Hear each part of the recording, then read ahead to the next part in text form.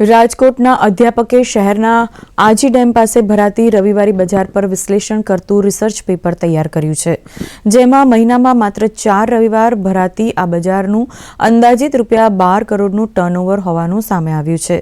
અહીં 2700 જેટલા વેપારીઓ કે જેઓ સેકન્ડ હેન્ડ વસ્તુઓ સસ્તા દરે વેચે છે, જે નવી વસ્તુનો જ અહેસાસ કરાવે છે।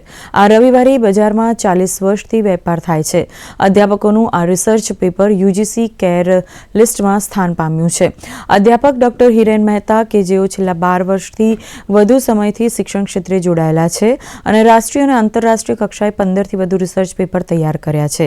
જમ્મુ કાશ્મીર બાદ ભારતમાં અને ખાસ કરીને ગુજરાતમાં એવું પ્રથમ સંશોધન છે કે જે રવિવારી પ્રકારની બજાર પર થયેલું છે।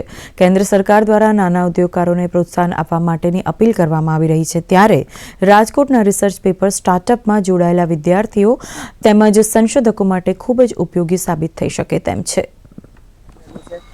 પેપરનું ટાઇટલ છે આર્થિક અને સામાજિક વિશ્લેષણ માઇક્રો એન્ટરપ્રિન્યોર, જેની અંદર 7,50,000 સ્ક્વેર ફીટની અંદર આખી આ માર્કેટ આવેલી છે।